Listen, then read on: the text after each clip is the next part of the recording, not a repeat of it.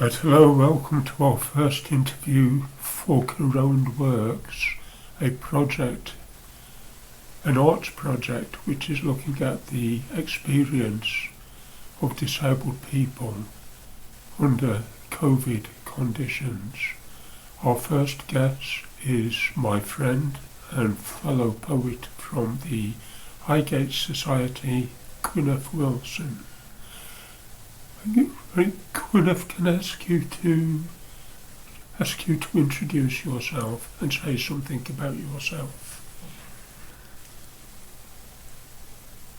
Well, Richard is my friend, and we are fellow poets, and he had the initiative to form Highgate Society Poets, and we create poetry together and stimulate our minds once a month by getting together and choosing topics for the next month's poems.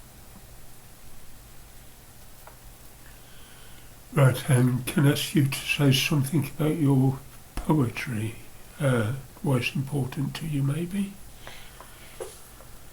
Right. I think that creativity is hugely important in life and should have much more prestige in the timetabling in schools. Probably the teachers would want it, but the administrators and the politicians seem to want reading, writing, and arithmetic. As long as you can manage your money, and most people can manage that,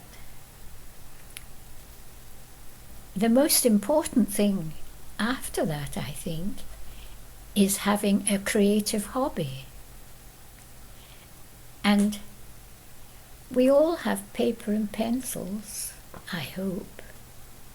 Well, most of us can read and write, and creating words that fit into a poem or words that create a wonderful story is a fantastically satisfying creative hobby. Perhaps we should say something now, Gwyneth, about your experience of COVID and of lockdown and of how your creativity helped you in this process. Well, full of despair at all the restrictions, terrified of catching the bug, I more or less became a hermit like many people. But fortunately, I had access to a garden. The block of flats I live in was built on the site of an old Victorian house, and a gardener had created a beautiful garden, and it's still there in its original form.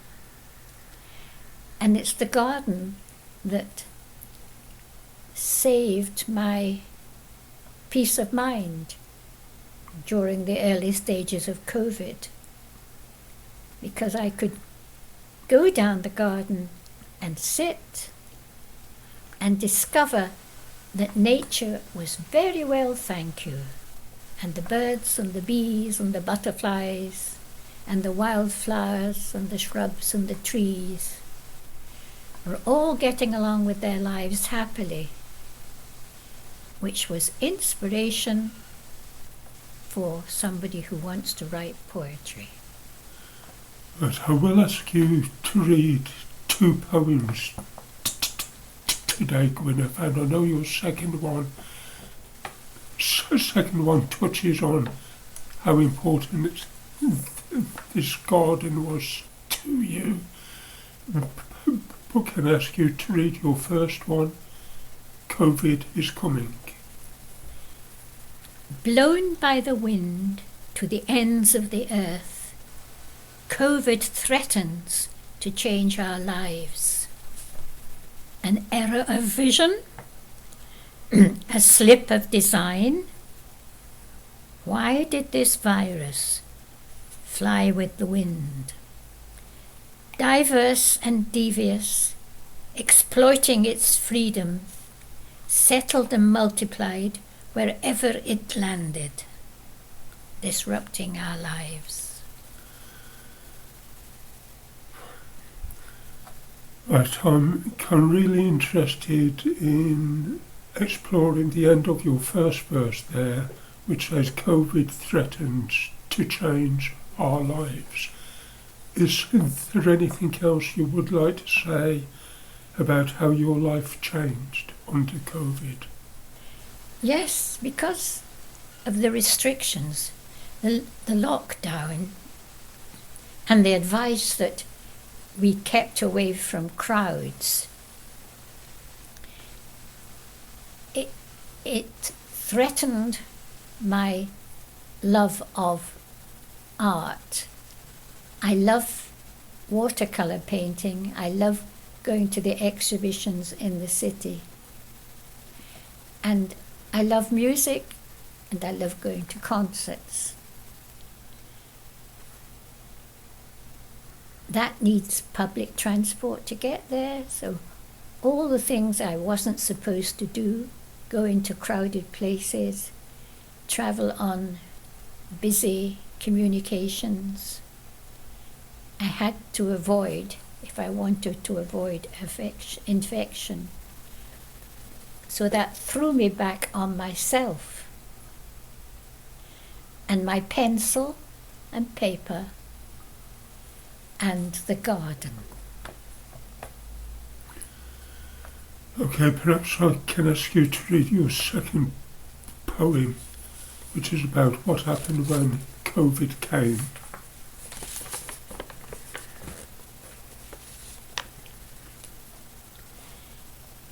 When COVID came, I shunned busy places, treasured fresh air, turned around to find open spaces, explored and discovered hidden pleasures.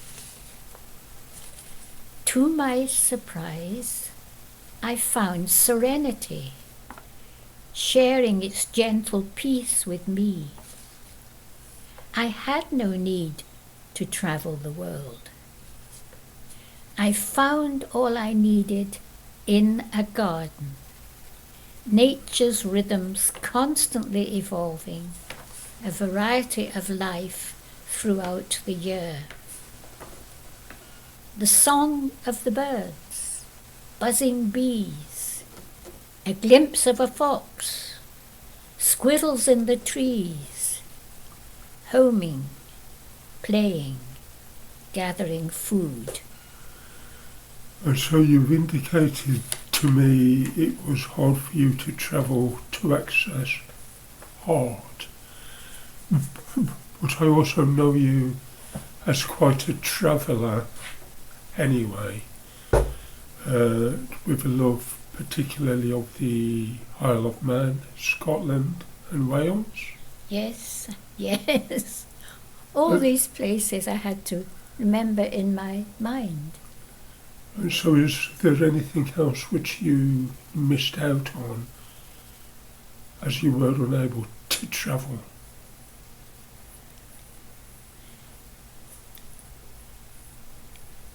Actually, to be contented, I had to accept the obvious. I couldn't travel. I couldn't go to these places I loved, enjoy the scenery I loved, be by the sea. So was I going to sit and be miserable and sulk? That didn't seem very positive.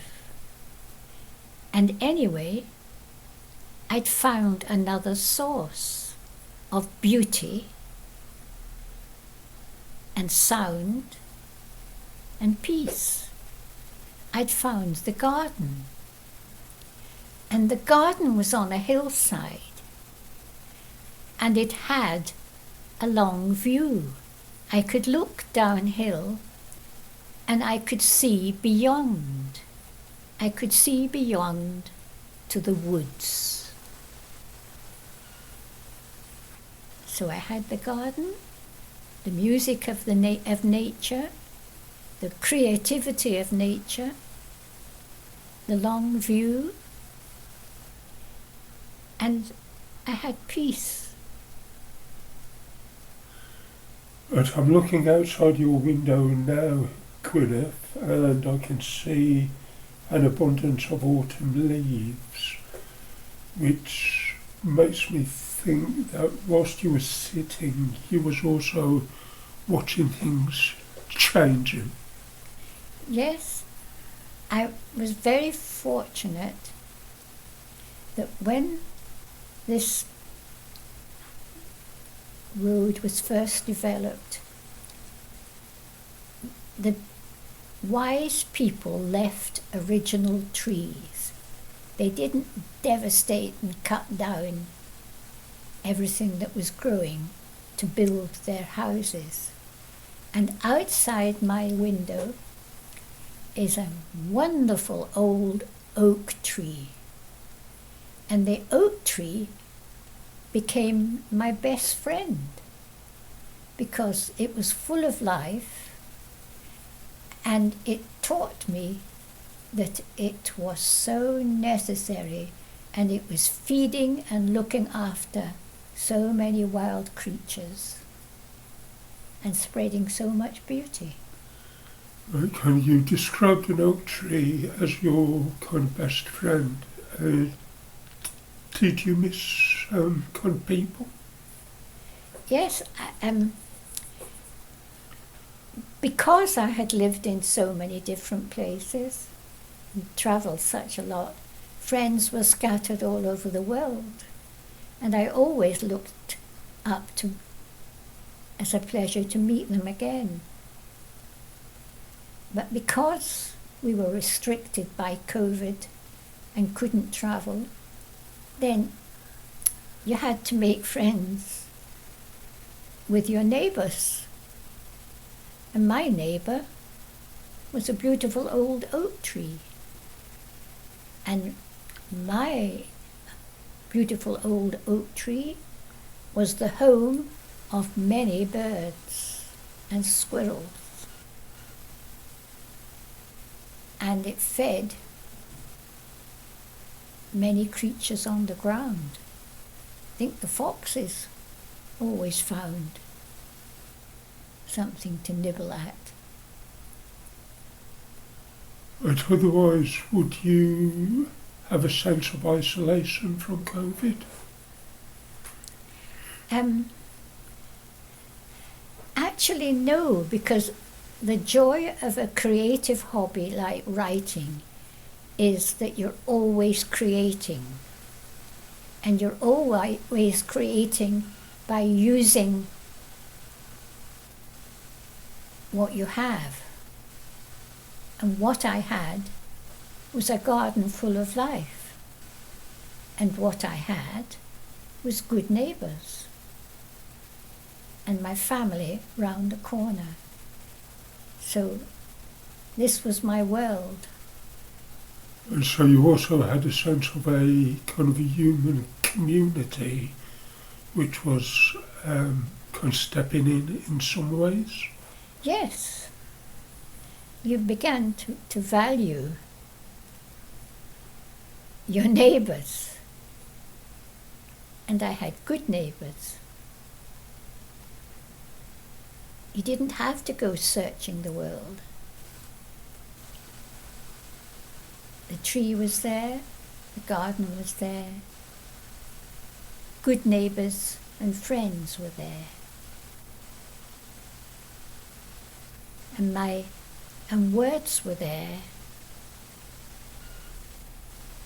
And it was a combined creativity, the inspiration from all this stimulus. And so nature, a sense of community and creativity, a 1, 2, 3, as a recipe for survival. Right, are you still surviving? Have you moved on in any way? Well, no, it's I depend on the oak tree and the garden. I depend on my good neighbours and friends. I depend on my family round the corner. And I depend on a plentiful supply of pens and paper so that I can write. Okay. Thank you, Gwyneth. I think it would be nice to end this interview with another poem, which I've not heard yet, which is called kind of Your Routine of Apology. Oh, right. Is it here? Yes. Oh, right. Here we go. The poetry group that I wrote about, that each month meets and chooses titles. I get quite grumpy about, because when I hear them I think, I can't write a poem about that. And this last month they came up with routines and apologies. And my good friend Richard said to me, I use them both in one poem. So I thought, if he can do it, so can I. So I wrote a poem called The Routine of Apology. And the funny thing happened in this poem. I don't normally write verse that rhymes. And it became a poem of rhymes, to my amazement. I'm sorry, but I have to say, why do I always start this way? Am I creating time and space, wary of people I have to face? Two people are never the same. I'm never sure that I'm to blame. Better to be pleasant and play for time before I say the fault is mine.